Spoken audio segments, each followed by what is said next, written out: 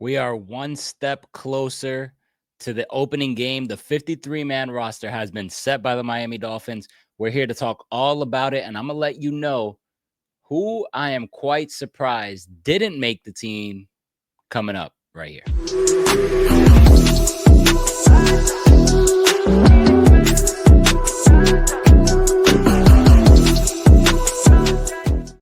Listen, first, let's talk about the positive news. The Miami Dolphins have finally added some more depth to a depleted cornerback room and adding Rasul Douglas, a guy who majority of the Dolphins fan base wanted, including myself. Former Buffalo Bill Rasul Douglas has reached a one-year deal with the Dolphins, and I'm freaking excited, man. This is a guy who I wanted from the very get-go, who I thought could definitely add some veteran leadership and just a nice stable cornerback to have in a cornerback room that, let's just be honest, desperately needs help, man. We all talk about the front seven that the Dolphins have, probably going to be their key to success going forward, but you still want to have one guy at least that you can trust out there on the corner. Rasul Douglas is a veteran. He is getting up there in age, but at the end of the day, he's a veteran. He's a guy who's proven in this league, had a little bit of a down year, but has a nice little track record of a guy who can hold his own and is better than the cornerbacks we have on room. So let's talk about the 53, but welcome to Miami, Rasul Douglas. That is first things first. So we're going to start with the quarterbacks. These are the guys that made the 53-man roster. Obviously, you got Tua, no surprise there. Obviously, Zach Wilson and Quinn Ewers, all three quarterbacks. They keep three. And honestly, I think that's the right move. You have a quarterback like Tua who, let's just be honest, he's missed games. All right. He's gone down with the concussion. So it's good to have three quarterbacks here. And honestly, they've had their way. In training camp, they've proven themselves. In preseason, they've proven themselves. And I like that they definitely went with the three here. For the running back room, this is a room that we desperately need freaking help. No doubt about it. We're keeping Devon Achane, obviously Ollie Gordon, Jalen Wright, and Alec Ingold. So those are the four backs you're thinking about. What about Shamplin? What about Boone? Those guys were released. The Dolphins felt like they weren't going to be valuable to this team. And probably the Dolphins are going to look elsewhere. And I think that's definitely something that they have to do. Devon Achane dealing with that calf injury. You don't know if that could flare up to an Achilles, but you want to keep that safe. Jalen Wright, apparently he's week to week. That could be 2 weeks. That could be 3 weeks. That could be 4 weeks. Are you really going to have to rely on Ollie Gordon, a rookie, majority of the first half of that season? I don't think so. And the Dolphins, think about it. The easy part of their schedule is in the beginning. So you definitely want to hit the ground running. You don't want to have to set yourself in a big hole and then have to overcome when you have those challenging matchups later on in the season. So look for the Dolphins to add somebody. I was talking it over with my uncle yesterday. I think Jeff Wilson is the answer. And not to say that I think Jeff Wilson is a beast by any means. He's not somebody who I think is going to be out here carrying the ball 20 times a game and giving you 100+ yards. But he's a guy who knows Mike McDaniel's system. He understands what we're trying to do from the running back perspective. And he doesn't really have to, waste time learning the playbook and all of these things of that sort. He can provide a simple Band-Aid to buy some time for Devon Achane, buy some time for Jalen Wright. And then when we have these guys healthy, Jeff Wilson, take the back seats. Simple as that. On to the wide receiver room. Plenty of people thought they were going to keep 5. I thought they were going to keep 6, and they definitely kept 6. So you got Tyreek Hill, obviously, Jalen Waddle, Malik Washington, who honestly has had a tremendous camp, a tremendous preseason. He shocked the hell out of me. Honestly, I did not think he was this good. But listen, apologies to you, Malik Washington. You are definitely wide receiver 3, no doubt about it.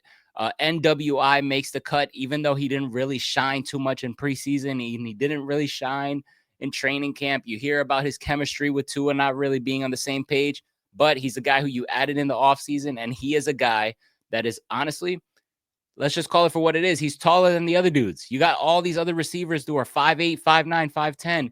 Westbrook Akine is a guy who's taller, who you can throw these goal line fade routes that McDaniel loves to run. And you could probably utilize that at some point in time in the season. And he can block.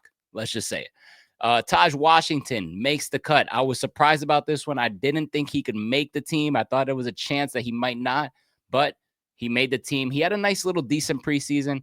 I like Taj Washington. I'm glad he's here to stay, but I was kind of fearful that the Dolphins were going to go in a different route. And then D. Eskridge, a guy who I've been just talking about constantly on my videos, makes the team. He definitely deserve it. Theo Weiss is gone. Andrew Armstrong is gone. And Theo Weiss had a pretty nice little preseason, man, to be honest with you. So it's going to be sad to see him go, but I think the Dolphins made the right choice from the wide receiver corps. Moving on, the tight ends. Darren Waller obviously makes the team, a guy who hasn't even practiced, hasn't done anything pretty much. You're just hearing these excuses, and I'm on the point where I don't know what to believe, man. I mean, we've seen this story before, right? Guys like Odell Beckham Jr., guys like Will Fuller. Listen, I don't know how I feel about Darren Waller. I pretty much just have to see it to believe it.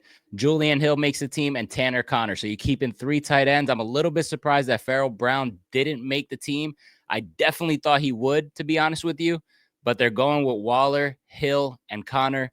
And I guess that remains to be seen how that will shake out. The offensive line, the part that is most likely going to either lead us to the playoffs or lead us into, let's say, the lottery of the draft. Patrick Paul, Jonas Avainaya, Aaron Brewer, James Daniels, Austin Jackson. That's solid. That's a solid starting 5, to be honest with you. If these guys all stay healthy, I think we're going to be all right. They're solid. I love what I've seen from Patrick Paul this offseason. I love what I've seen from the rookie Jonas Avainaya. I love what I see from Aaron Brewer. James Daniels is a guy who's a veteran. He understands what we're trying to do. And Austin Jackson had a pretty solid season the last couple of years, got him paid. He understands the system and what we're trying to do. The key is health. It's as simple as that. But that's not always granted. We're the Dolphins, right? We're the Miami Dolphins. How many damn injuries do we go through all the damn time? Let's just be honest. Somebody's going to get hurt. So I'm looking at that back end. Who are going to be those guys? You got Liam Eichenberg, who's injured. All right. We're going with Keon Smith, Daniel Brunskill, and Larry Borum. I don't like those 3 at all. But then again, what are our options? I mean, Chris Greer could swing a trade here. He could probably do something within the next couple of days. We never know. We'll see. But honestly, man, let's just hope our guys stay healthy. Because my goodness, if we have to go into the bag for the other guys, that is big trouble in Miami. And the fact that Liam Eichenberg, who's on PUP to start the season, is our best backup lineman, that's crazy.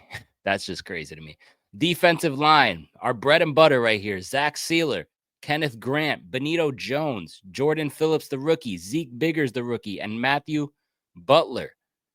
Those are the guys that make the team, man. A little bit surprised here. I thought some other guys were going to make the team in this front. I was looking at guys like McClendon, who's a linebacker, and Mohamed Kamara, my guy Grayson Murphy, who I talked about, Matt Dickerson. Those guys all get cut and get released. I'm assuming some of the guys will probably be back in practice squad. But damn, I really thought we had a spot for a couple of those guys.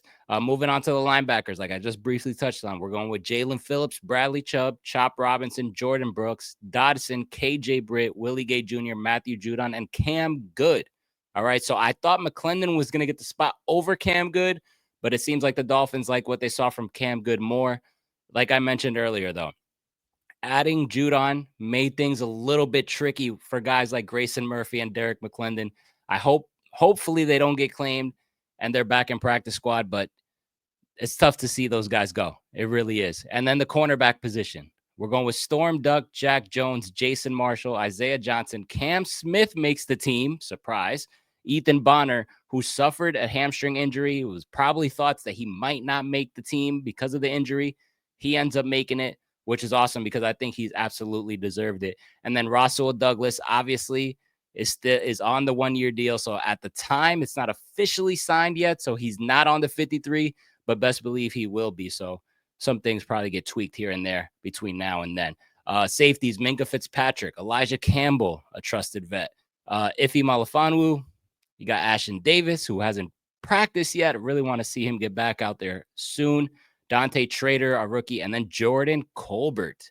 That means Patrick McMorris is the odd man out, somebody who has battled throughout the last couple of training camps, but no dice. And then our specialists, obviously, we're going with Jake Bailey and Joe Cardona. And remember, Jason Sanders, a guy, devastating injury for us. As I mentioned earlier, I mean, you think of the first 5 games. You look at the first 5 games on the Miami Dolphins schedule. and you look at the rest of it, that's crucial here for what we're trying to do. All right. You're going against the Colts and Daniel Jones. That should be a win. You're at home against New England. Now, New England has improved. I'm not sleeping on them, but you're at home. All right. You got Buffalo at Buffalo, probably a loss. You got the New York Jets, and you got the Carolina Panthers. Those are 4 winnable games. 4 winnable games. I say you beat the Jets because you're better than the Jets. I say you beat the Panthers, you're better than the Panthers. And I damn sure think you should beat Daniel Jones in week 1. And then just tell me that we're splitting between Buffalo and New England. Which one of those division games are we going to win? At least one. My assumption would be the one at home against New England. But it's important. How many times do games come to a field goal away? And it sucks that we don't have Jason Sanders to what I believe is honestly the most important part of the season, and that is the first 5 weeks. So we're going to be without Jason Sanders. I'm assuming we're going to add a veteran. I heard the name about Patterson going around there. Let's see if the Dolphins close the deal on that. I definitely want a veteran. I don't want to play any games. I think the Dolphins have to make sure between Chris Grier and Mike McDaniel understand the task at hand within the first 5 weeks. You already have a situation where Achane is banged up with the calf and Jalen Wright is banged up. Don't waste time. Go bring in a Jeff Wilson. You don't have time to waste here. All right. If Darren Waller can't go, what are we doing? Answer that question. Jason Sanders is not kicking. Who's going to be our kicker? Bring him in the building. Let's not waste time. Rasul Douglas, come and practice with Anthony Weaver, get this system rolling and understand what we have to do. Because as I mentioned, the Dolphins 53-man roster is set. I don't have any true complaints. I'm a little bit upset that McClendon didn't make it. I'm a little bit upset to see Grayson Murphy go. Those are the 2 guys who I really wanted to see make this team. But understand the task at hand. I'm looking at Chris Grier. If you're going to make a trade, make it now. And I'm looking at Mike McDaniel. The Dolphins really have to capitalize quick and get this team rolling. There's no more time to waste and buy for these people. You're either practicing or you're not, because these first 5 weeks, as I just mentioned, are crucial for the Dolphins' success and what they're trying to do moving forward. Because the back end of that schedule, let's just say it's going to be very challenging. It's going to be very challenging. Guys, let me know what you guys think of the Dolphins 53. Who are you upset about that got cut? Are you upset about McClendon? Let me know. Let me know your thoughts on the comments, and subscribe to the channel if you haven't already, and hit the like button. And I will catch you guys later this week. Peace.